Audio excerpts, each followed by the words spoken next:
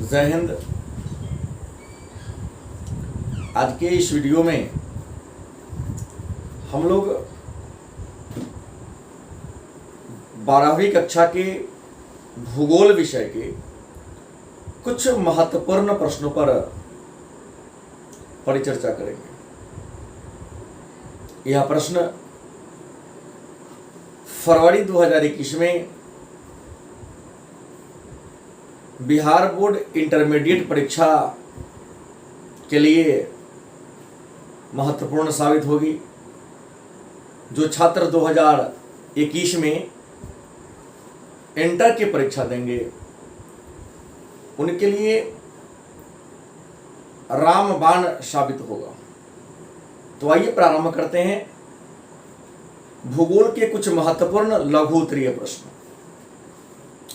आज का पहला प्रश्न है, भारतीय रेलवे की समस्या को लिखें।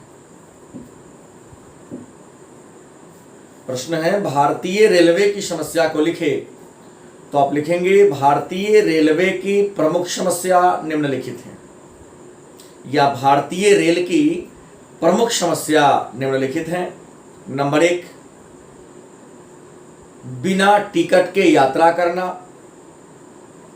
नंबर 2, मानव रहित संपर्क, मतलब क्रॉसिंग पर मानव का नहीं होना। तीसरी समस्या है, समय पर परिचालन नहीं होना। कई बार समय से 10 घंटा 12 घंटा लेट हो जाया करती है। यात्री सुरक्षा का अभाव, मतलब ट्रेन में यात्री को लूट लिया जाता है और यात्रा करने में भी कई बार ट्रेन दुर्घटना का शिकार हो जाती है। मतलब यात्री सुरक्षा का अभाव भारतीय रेलवे की ये प्रमुख समस्याएं हैं वर्तमान में। अगला प्रश्न है, योजना आयोग का गठन कब किया गया? इसके 2 कार्यों को लिखें। योजना आयोग का गठन कब किया गया, इसके 2 कार्यों को लिखें।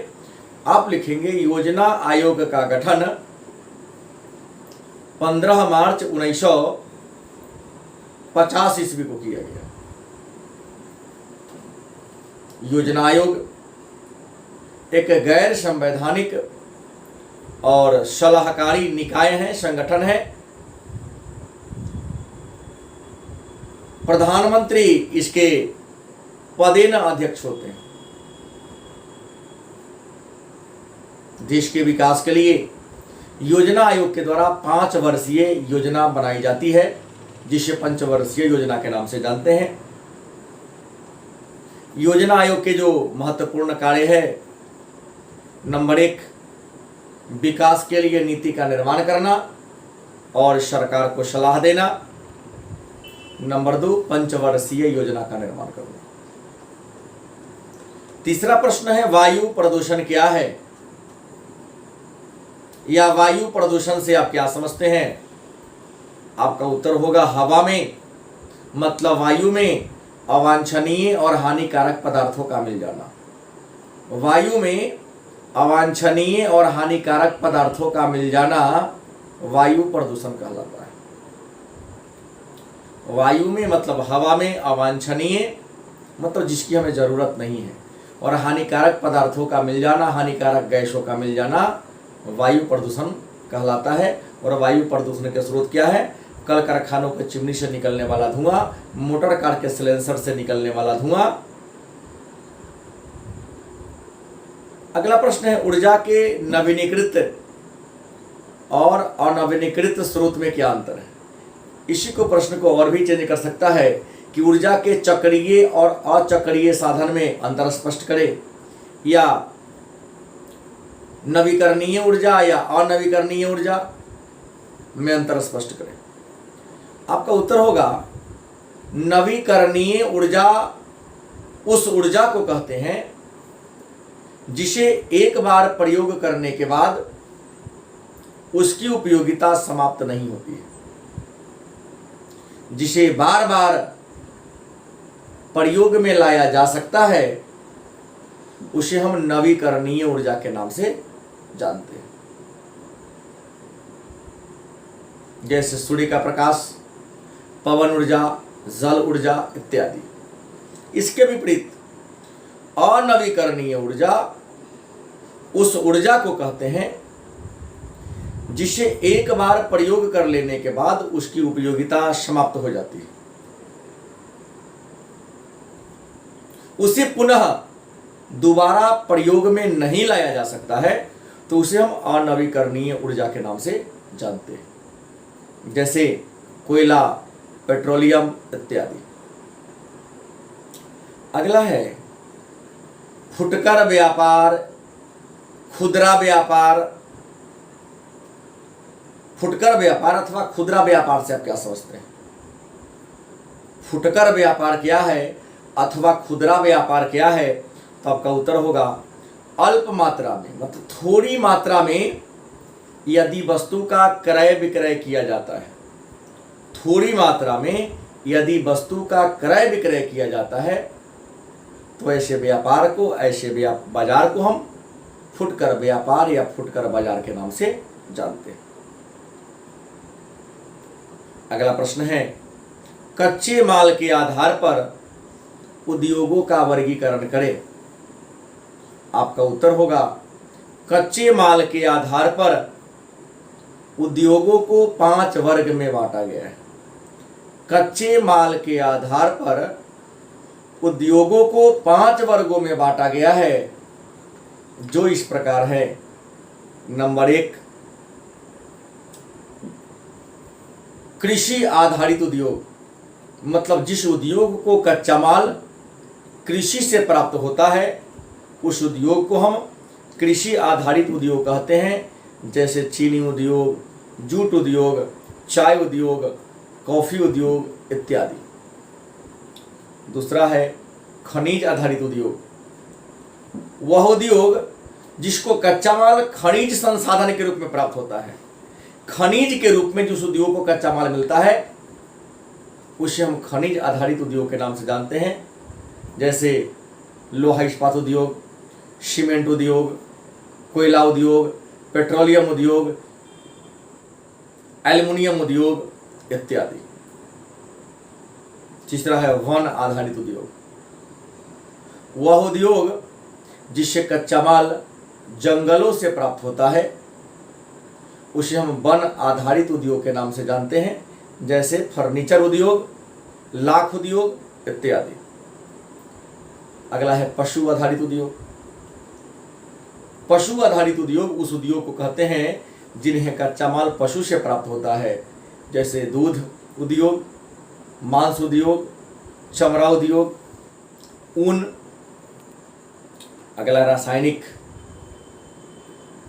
पेट्रोलियम के कचरा से रासायनिक रूप में जिस उद्योग को कच्चा माल की प्राप्ति होती है उसे हम रासायनिक उद्योग कहेंगे, जैसे नमक, गंधक, प्लास्टिक, कृत्रिम रेशा इत्यादि। अगला प्रश्न है सामूहिक कृषि क्या है अथवा सामूहिक कृषि से आप क्या समझते हैं? आप लिखेंगे सामूहिक कृषि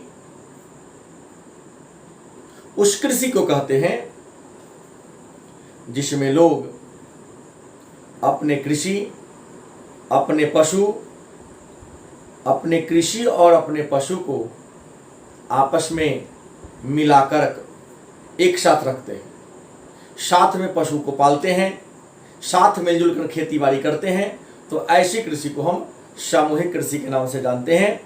और आपको बता दें सामूहिक कृषि की व्यवस्था आज भी साम्यवादी शासन व्यवस्था वाले देश में फल फूल रही है। अगला है परमाणु ऊर्जा कैसे पैदा की जाती है? परमाणु ऊर्जा कैसे पैदा की जाती है? तो आपका उत्तर होगा एक मजबूत सिलेंडर में परमाणु खनिज जैसे यूरेनियम, थोरियम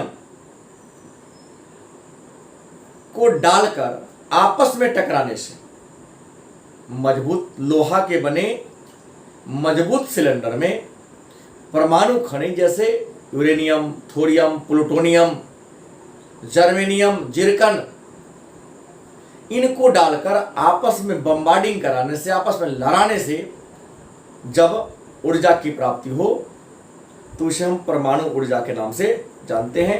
और आपको बता दें, भारत में परमाणु ऊर्जा का निर्माण 6 स्थानों पर होता है।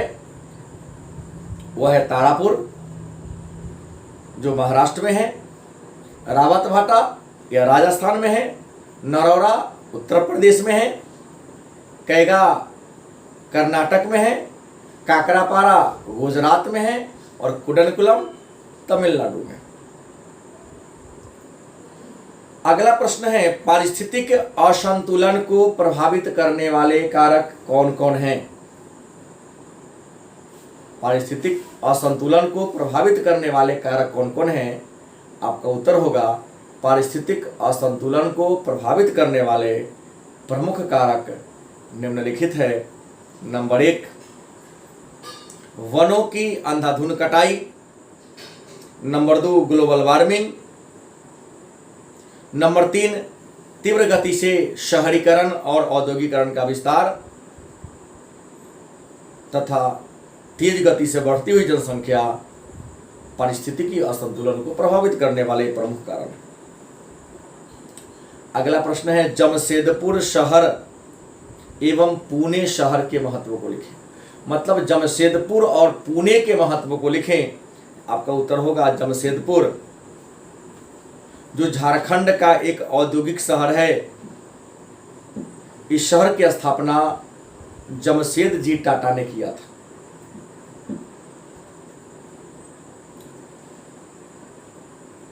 चूंकि जमशेद जी टाटा ने इस शहर की स्थापना किया था, इसलिए इसको हम टाटा नगर के नाम से भी जानते हैं।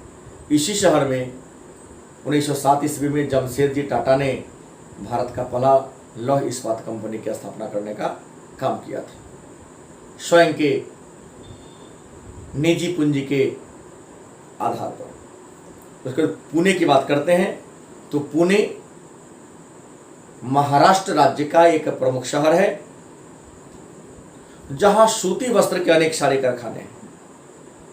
साथ ही पुणे में केंद्रीय जेल है, यारवदा जेल। इसी जेल में 1942 के भारत छोड़ो आंदोलन के समय महात्मा गांधी को गिरफ्तार करके रखा गया था। अगला है, पतन और पोताश्रय में क्या अंतर है? पतन और पोताश्रय में क्या अंतर है? तो आपका उत्तर होगा, जिस स्थान पर या वह स्थान जहां पर जहाज को साफ सफाई के लिए, मरम्मत करने के लिए रखा जाता है, उसे पोताश्रय कहते हैं।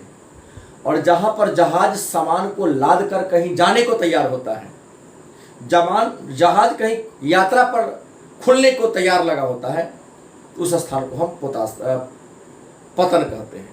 मतलब पोताश्रय जहाज के ठहरने का, विश्राम करने का, मरम्मत करने का जगह होता है। वहीं पतन जहां पर जहाज यात्रा करने को तैयार होता है, उसको हम पतन कहेंगे। अगला प्रश्न है, भारत में जल संसाधन के कम होने के क्या कारण हैं, या घटते जल संसाधन के क्या कारण हैं? तो आप लिखेंगे, भारत में दिन प्रतिदिन जो जल घट रहा है, इसके प्रमुख कारण है। नंबर 1, तीव्र गति से बढ़ती हुई जनसंख्या। नंबर 2, औद्योगिकरण का विस्तार। नंबर 3, शहरीकरण का विस्तार। नंबर 4, जलवायु परिवर्तन। नंबर 5, जल का दुरुपयोग। और आज का अंतिम प्रश्न है, नगर, महानगर और मेगा नगर को परिभाषित करें। मतलब नगर किसे कहते हैं, महानगर किसे कहते हैं और मेगा नगर किसे कहते हैं? आपका उत्तर होगा, 1 लाख की आबादी वाले शहर को नगर कहते हैं। 1 लाख की आबादी वाले शहर को नगर कहते हैं। वहीं 10 लाख की आबादी वाले शहर को महानगर कहते हैं, जबकि 1 करोड़ की आबादी वाले शहर को मेगा नगर।